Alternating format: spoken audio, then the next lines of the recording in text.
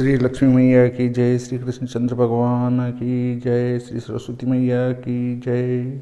आज हम लक्ष्मी पूजन पर चर्चा करेंगे और दीपावली के सभी पर्वों पर चर्चा करेंगे। लक्ष्मी पूजन का समय बताएंगे आपको। और दूसरी बात है कि इसके व्रत पर्वों को कब क्यों मनाया जाएगा उस पर चर्चा करेंगे। देखिए, सबसे पहले आता है हमारा धनतेरस का पर्व। और धनतेरस जो है, चूँकि प्रदोष व्यापिनी 22 अक्टूबर को भी है, 23 अक्टूबर को भी है। यह श्री भादो माता पंचांग है। तो 22 अक्टूबर को भी ये प्रदोष व्यापिनी है और 23 अक्टूबर को भी प्रदोष व्यापिनी है। तो दिन द्वये 2 दिन हो तो फिर दूसरी मानना, इसलिए धनतेरस 23 तारीख को मनाई जाएगी। 23 तारीख रविवार अर्थात 23 अक्टूबर 2022 13 रविवार को धनतेरस मनाई जाएगी। उसके बाद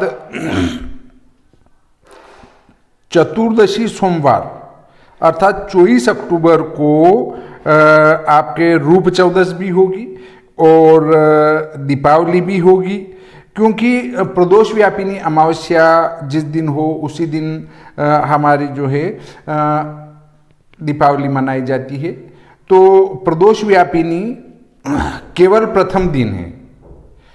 प्रदोष व्यापिनी अमावस्या केवल प्रथम दिन है 24 तारीख को, इसलिए प्रथम दिन ही दीपावली मनाई जाएगी। और रूप चौदस में क्या होता है कि रूप चौदस का स्नान सूर्योदय के पहले होता है, अरुणोदय स्नान। तो सूर्योदय के पहले स्नान होने से सूर्योदय के पूर्व में जो व्याप्त होती है चतुर्दशी, उसमें स्नान किया जाता है। तो चतुर्दशी सोमवार को सूर्योदय पहले अरुणोदय व्यापिनी भी है और रात ये तो एक दिन पहले से चल जाएगी, इसलिए आपके ब्रह्म मुहूर्त में भी है, अरुणोदय व्यापिनी भी है। इसलिए सोमवार को सूर्योदय के पहले जो है रूप चौदस का स्नान होगा, रूप के लिए स्नान होगा। तो रूप चौदस और दीपावली दोनों एक दिन रहेगी। 25 अक्टूबर अमावस्या मंगलवार को सूर्य ग्रहण है और पूरे भारत में लगभग जहां ग्रहण पूरा होगा 1 अंगुल से ज़्यादा, वहां पर ये सूतक सूर्योदय के पहले लग जाएगा। मतलब कुल मिला के मोटे रूप में कहें तो 4:30 से लगाकर 4:15 से 4:45 के बीच में पूरे भारत में आपका क्या लग जाएगा, सूतक लग जाएगा सूर्योदय पहले अमावस्या मंगलवार को। इससे इस दिन कोई भी व्रत पर्व वगैरह नहीं मनाया जाएगा। अब हमारा जो अन्नकूट है वो मनाया जाएगा 26 तारीख कार्तिक शुक्ल पक्ष प्रतिपदा बुधवार को। अन्नकूट, गोवर्धन पूजा, बलि पूजा, ये सब जो है हमारी 26 अक्टूबर प्रतिपदा बुधवार को होगी। अब देखिए, दीपावली को लक्ष्मी पूजन का समय क्या रहेगा उस पर चर्चा करते हैं। मैं आपको लिखकर बताता हूँ, फिर इसकी सामग्री भी बताऊंगा कि इसमें सामग्री क्या क्या लगेगी। तो देखिए, प्रातः लक्ष्मी पूजन जो होगी वो प्रातः कौन सी तारीख को, 24 अक्टूबर को, दिनांक 24/10/2022 को लक्ष्मी पूजन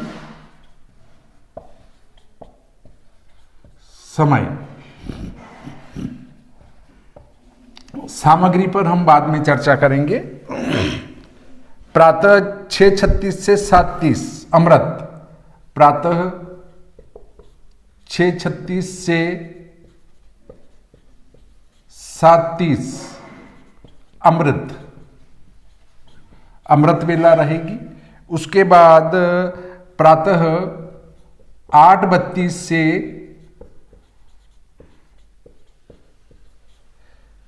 10:48 कौन सा? स्थिर वृश्चिक लग्न, वृश्चिक लग्न ये स्थिर है।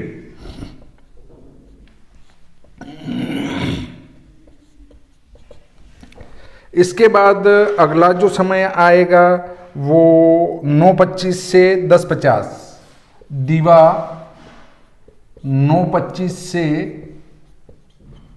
10:50। इसमें शुभ वेला रहेगी।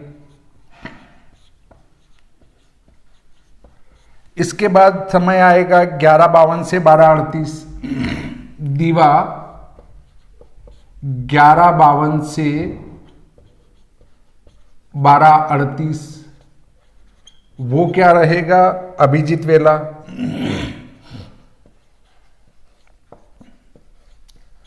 अभिजीत वेला।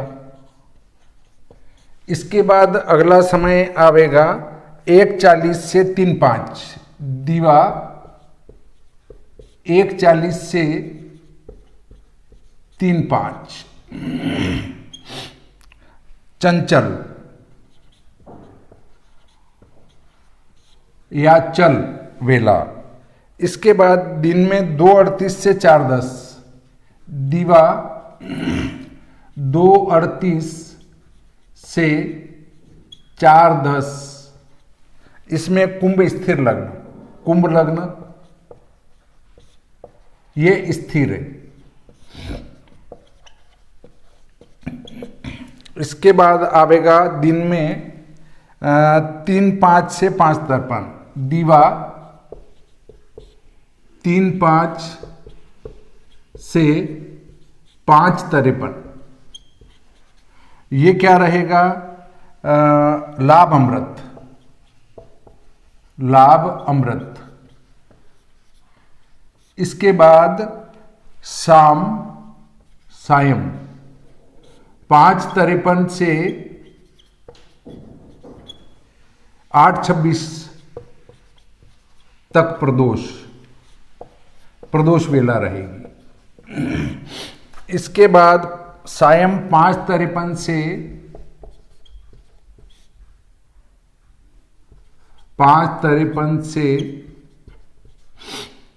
7:29 चंचल या चल, जो भी कहना चाहो आप। उसके बाद सायं 7:19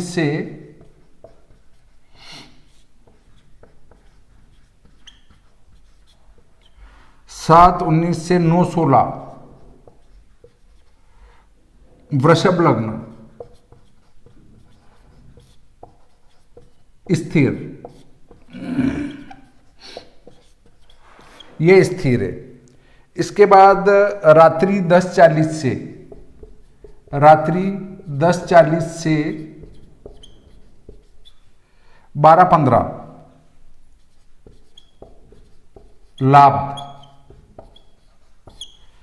इसके बाद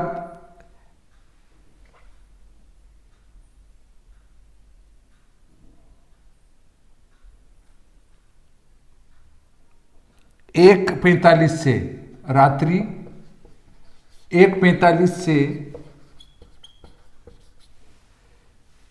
3:59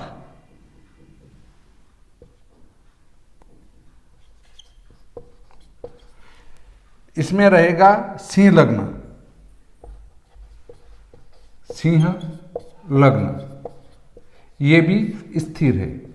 इसके बाद तो फिर आगे वो आ जाएगी, सूतक लगने लग जाएगा ने, तो ये दिक्कतें आ जाएगी। तो कुल मिलाकर हमें लास्ट पूजन करना है वो सिंह लग्न तक करना है 24 अक्टूबर को। 24 अक्टूबर को सिंह लग्न 1:37 से 3:51, 1:37 से 3:51 है, 1:37 से 3:51 ये सिंह लग्न है। तो देखिए इसमें क्या होगा कि एक का प्रश्न आया था कि ये जो है अगर सूतक दूसरे दिन रहेगा तो फिर लक्ष्मी पूजन के बाद हम क्या करें। तो आपको करना कुछ नहीं है, लक्ष्मी माता का पूजन करके साथ का साथ विसर्जन कर देना है, क्योंकि अगर विसर्जन नहीं करते हैं तो दूसरे दिन सूतक लग जाएगा। बहुत सारे कहते हैं अरे लक्ष्मी जी का विसर्जन कैसे होगा, तो लक्ष्मी जी का विसर्जन नहीं होगा। हम हाथ में अक्षत वगैरह लेकर उनका ध्यान करेंगे कि आप सभी देवताओं को मैंने मेरे कार्य के लिए बुलाया था, वो कार्य संपूर्ण हो गया है। मानव स्वभाव के कारण काफ़ी कमी रही होगी तो उस ओर ध्यान न देते हुए मुझे माफ़ करेंगे। लक्ष्मी माता, गणपति देवता, माता रिद्धि सिद्धि सहित, लाभ शुभ सहित यहीं पर विराजे। बाकी जो आवाहित देवता हैं वे अपने अपने धाम पधारें, वापस बुलाऊं तो पधारते रहें। यान्तु देवगणाः सर्वे पूजा मादाय माम किम इष्टकाम समृद्ध्यर्थम पुनरागमनाय च, ऐसा बोलकर हम उनको विदा कर सकते हैं। परंतु उन बाकी को कह दें कि आप यहीं पर विराजिए। फिर आपकी जहाँ पूजा होती है उस पूजा स्थान में उन लक्ष्मी माता को बिठा दें और वहाँ पर अखंड ज्योत जला दें और कपाट बंद कर दें। अगर आप लेट भी उठते हैं तो लक्ष्मी माता के दीप प्रज्वलित रहेगा और उसके बाद स्वतः जब भी वो बंद हो जाए नहीं हुए और दूसरे दिन तक चलता रहे तो उसमें कोई दिक्कत नहीं है। परंतु चूंकि हमने जो स्थापित करे हैं देवता उनको आगे तक नहीं रख सकते, इसलिए उनका विसर्जन आपको पूजा करते ही तुरंत करना है। अगर पूजा करते ही तुरंत विसर्जन नहीं करते हैं तो फिर आपको फिर विसर्जन का चौगड़िया देखना पड़ेगा और पंडित जी फिर उसी दिन लक्ष्मी पूजन वाले दिन आपके यहाँ विसर्जन कराने नहीं आ पाएंगे, क्योंकि उनके और भी कई पूजाएं रहती है। या फिर आप स्वयं विसर्जन कर लें अच्छे चौगड़िए में। अभिजीत लग्न में, वो सिंह लग्न में रात्रि में आप अपना विसर्जन कर सकते हैं, कोई दिक्कत नहीं है उसमें। एक बात और बताता हूँ मैं आपको कि लक्ष्मी पूजन में क्या क्या सामग्री लगेगी। तो आम के पत्ते, पुष्प, नारियल, उसके बाद फल के बाद सफ़ेद कपड़ा, लाल कपड़ा, और जिन पे नवग्रह गणपति देवता स्थापित करेंगे, लक्ष्मी माता को बिठाने के लिए एक कपड़ा, और उसके बाद हम चावल लगभग आधा किलो, गेहूं लगभग 1 किलो ये लगेंगे, और पंचामृत हो तो बढ़िया रहेगा। सबसे पहले हम शुद्ध जल स्नान करा उनका आह्वान करते हैं, आह्वान करके उनके पैर हाथ धुलाते हैं, कुल्ला करवाते हैं, फिर स्नान करते हैं। स्नान के बाद उनके जो है वस्त्र चढ़ाया जाता है। तो वस्त्र में लच्छा, अब लच्छा अगर आपको अच्छा लगे तो ठीक है, आप वस्त्र चढ़ाना चाहें तो कपड़े चढ़ा सकते हैं। महिला के लिए, देवी माँ के लिए महिला के कपड़े, पुरुष देवता के लिए पुरुष के कपड़े, या नहीं तो लच्छा चढ़ा सकते हैं। लच्छे के बाद आपको कंकु की ज़रूरत लगेगी, कंकु या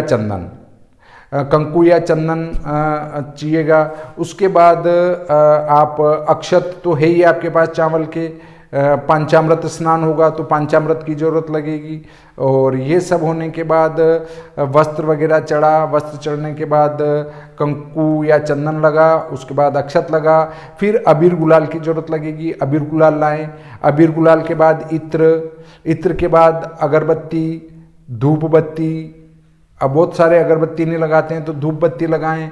धूप बत्ती के बाद दीपक आपके पास रहेगा ही, दीपक प्रज्वलित करें।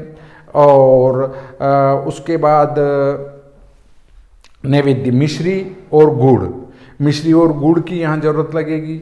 फिर पंचमेवा, लौंग, इलायची, सुपारी, खारक, बादाम, दाख वगैरह जो भी होता है वो पंचमेवे में आता है। वो पान सभी देवताओं को चढ़ाने के लिए कम से कम 11 पान ले आएँ आप। बचेंगे तो बच जाएंगे, कोई दिक्कत नहीं, पर कहीं कहीं ज़्यादा जगह चढ़ाने होते हैं तो फिर वो कम पड़ जाते हैं, तो 11 पान ले आएँ।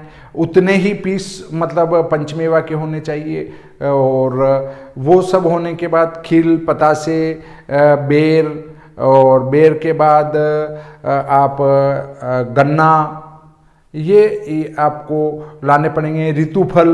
ऋतुफल भी लाने पड़ेंगे दक्षिणा चढ़ाने के लिए।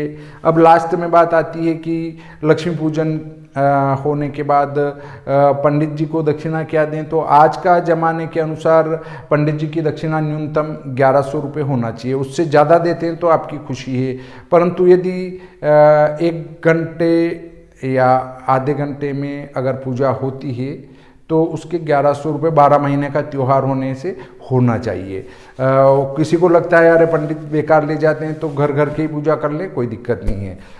और आपके पंडित जी अगर जमे हुए हैं और कम में भी होता है तो कोई दिक्कत वाली बात नहीं है।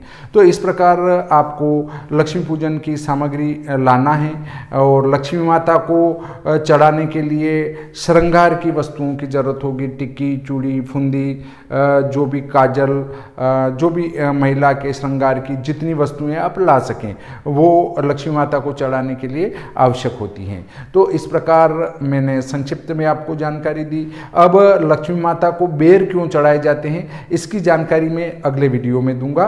तब तक आप मेरे अगले वीडियो का इंतजार करें। श्री सरस्वती मैया की जय, श्री लक्ष्मी मैया की जय, श्री कृष्णचंद्र भगवान की जय।